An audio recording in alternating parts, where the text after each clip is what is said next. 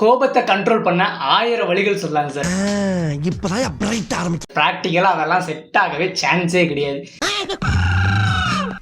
ஏன்னு கேட்டீங்க அப்படின்னா, எதனால கோபம் வருது அப்படின்றது அந்த ப்ராப்ளமை பேஸ் பண்ணி தான் இது இருக்கு. ஸோ கோபத்துல இருந்து நம்ம கொஞ்சம் வெளியே போகணும். ஸோ அப்படின்ற மாதிரி இருந்துச்சு அப்படின்னா என்ன மாதிரியான விஷயங்கள்லாம் பண்ணான்னு பார்த்தீங்க அப்படின்னா, அதிகபட்சம் ஒரு 20 செகண்ட்ஸ் தான் சார். இப்போ ஒரு ப்ராப்ளம் இருக்குது அப்படின்னா அந்த ஒரு 20 செகண்ட்ஸ் மட்டும் நம்ம அதுலேருந்து தள்ளி இருந்துட்டோம் அப்படின்னாலே அதுலேருந்து நம்ம விடுறதுக்கான சான்சஸ் நிறைய இருக்குது. பட் ஆனால் தான் இங்கே வந்து பெரிய ப்ராப்ளமே. ஸோ அந்த 20 செகண்ட்ஸ் தான் நம்மளால் முடியாது.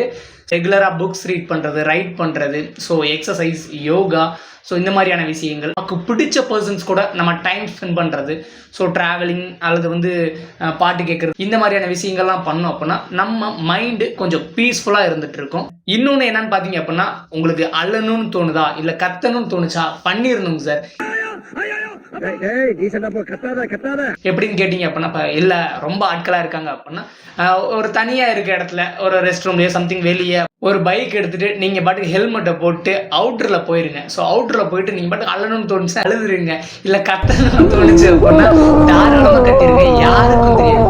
அந்த ப்ராப்ளம் அதோட சார்ட் அவுட் ஆயிருங்க சார். இல்லை இப்போ உங்கள் ஃபேமிலியில் சம்திங் யாராவது ஒரு ரிலேஷன்ஷிப்பில் இருக்கக்கூடிய பர்சன்ஸ்கிட்ட ப்ராப்ளம் இருக்குது அப்படின்னா வந்து உட்காந்து பேசி தீர்த்துட்டீங்க அப்படின்னா அந்த ப்ராப்ளம் சார்ட் அவுட் ஆயிரும். சண்டை போட்டுட்டு இருக்கும்போதே உட்காந்து பேசிட வேணாம். வேற ஞாபகப்படுத்திட்டீங்க, நெஞ்சமெல்லாம் பொண்ணா இருக்கு தம்பி, மறக்க முடியல. ஸோ அந்த சண்டை அந்த இதுல இருந்து கொஞ்சம் இதானதுக்கப்புறம் கொஞ்சம் நார்மலாக இருக்கும்போது அதை பேசி அந்த ப்ராப்ளமை சார்ட் அவுட் பண்ணிட்டீங்க அப்படின்னா மறுபடியும் இந்த கோபம் வர்றதுக்காகவோ இல்லை மற்ற ப்ராப்ளம்ஸ் வர்றதுக்கு சான்சஸ் கிடையாது. சார்ட் அவுட் பண்ணாமல் சரி ஓகே நீ கோபமாக இருக்கு அப்படின்னு சொல்லிட்டு நான் தனியாக இருந்துட்டேன் அப்படின்னா இது இன்னும் கோபத்தை இன்க்ரீஸ் பண்ண தான் செய்யும். ஏற்றுக்கொள்ளக்கூடிய மனப்பான்மை இருக்கணும் சார். இப்போ சரியோ தப்போ எதுவாக இருந்தாலும் நம்ம ஏற்றுக்கொள்ளக்கூடிய மனப்பான்மை இருக்கணும். கோபத்தில் விடக்கூடிய வார்த்தைகள் ரொம்ப முக்கியமானதுங்க சார். ஏன்னு கேட்டிங்க அப்படின்னா வார்த்தைகளுக்கு உயிர் உண்டு. ஃபைனலாக பார்த்தீங்க அப்படின்னா கோபம் அப்படின்றத எல்லாத்தையும் மேலாம் காட்ட முடியாதுங்க சார். நமக்கு பிடிச்ச பர்சன்ஸ் மேலே தான் காட்ட முடியும்.